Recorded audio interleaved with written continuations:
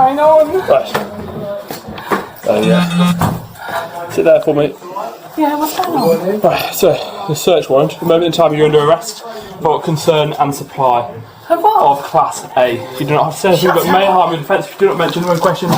Something which you may rely on in court. Anything you do say may be given in evidence. Necessity is prompt and effective investigation and to prevent loss of evidence. Okay. Right. The time is... Met Police conducted a search warrant at Deborah Mason flat on Crayford Road, Tufnell Park, London. Police poured into the modest home of a grandmother, but what they found inside was anything but ordinary. Bundles of cash, blocks of high-purity cocaine, ledger books filled with coded references to multi-million-pound drug deals. And at the center of it all, a woman who looked more like a pensioner queuing for her weekly shop than the boss of a cartel. Her name was Deborah Mason. To her neighbors, she was just another 65-year-old in a council house. To her grandchildren, she was family. But to detectives who had spent months tracking her every move, she was Gangster Granny, the matriarch of one of the most ruthless cocaine networks in modern Britain. Over nearly 2 years, Deborah and her family moved close to a ton of cocaine, feeding a trade worth more than £80 million. She recruited her children and relatives into the business, turning family bonds into criminal partnerships. And she did it all while hiding in plain sight, living what seemed like an ordinary life. This is not the story of a typical kingpin. It is the story of a grandmother who built an empire of drugs and cash, a police operation that spanned counties and used cutting-edge surveillance, and the downfall of a family who believed they were untouchable. This is the case of Deborah Mason, Britain's Gangster Granny. Deborah didn't start out as Britain's Gangster Granny. She grew up in Birmingham, in a working-class home, living an ordinary life. School dropout. Few qualifications. A grandmother who blended into the crowd.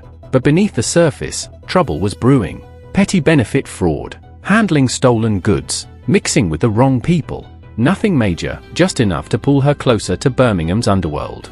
As her kids grew, Deborah passed down more than family dinners. She gave them contacts, dealers, couriers, suppliers. She knew blood ties were stronger than business deals, and she used that to her advantage. The trade started small, hand-to-hand deals, pocket change profits, but Deborah wanted more. Much more. She built links to bulk suppliers, money launderers, and drivers willing to take risks. Soon, her home was no longer just a family flat. It was a command center, where cash was counted, orders were given, and shipments arranged. She wasn't on the street corner. She was behind the curtain, pulling every string. By the time police clocked her, Deborah wasn't just dabbling. She was running the foundations of a cartel. Deborah Mason's criminal network was tightly tied to her family, an intricate web of names and roles that turned kinship into cartel precision. At the top was Deborah Mason, also known as Queen Bee or Gangster Granny. According to the prosecution, she directed at least 20 trips, personally handling 356 kilograms of cocaine and picking up cash consignments from her supplier, a man nicknamed Bugsy, all while claiming over £50,000 in benefits a year. Demi Bright, 30 eldest daughter, Demi made a single but striking trip in August 2023, transporting 60 kilograms over 2 days, hotel stay included, taking her children with her. Roseanne Mason, 29 second daughter, Roseanne stepped into the leadership role while Deborah was in Dubai, completing 7 trips delivering approximately 166 kilograms of cocaine. Also coordinated cash and childcare to keep the operation rolling. Lily Bright, 26 third daughter, the busiest courier, 20 confirmed trips, carrying 195 kilograms of cocaine,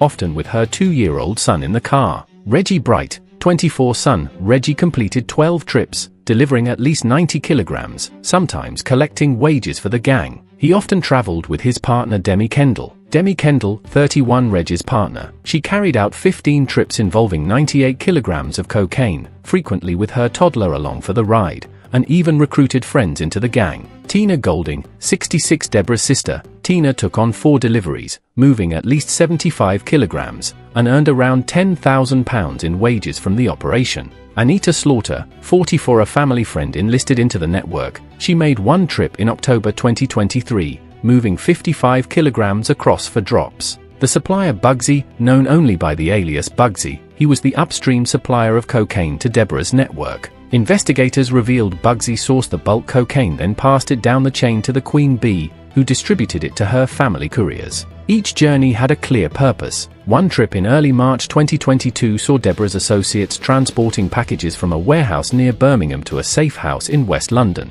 Another involved a courier team moving stock between Leicester and Cardiff over a weekend in July 2022. Photos and surveillance confirmed the faces involved, and the police mapped each route to build a timeline of activity. Communications within the group were highly secure. Phones were encrypted, appearing ordinary on the surface, but in reality, designed to prevent outsiders from intercepting messages. Investigators noted the use of Signal, a secure messaging app where texts were end-to-end encrypted and self-deleting. When police eventually gained access to some of these devices, the messages told the story of a group who spoke in codes and operated with cold efficiency. References to cakes, clothes, or parties were, in reality, discussions about kilos of cocaine. Once ready, family couriers made the runs, moving drugs up the M6, M40, and M1, keeping Britain's cocaine highways busy. Cash was stacked in boxes or suitcases, waiting for the next move. By the time police turned their eyes to Mason, she had created a family enterprise that shifted almost a ton of cocaine.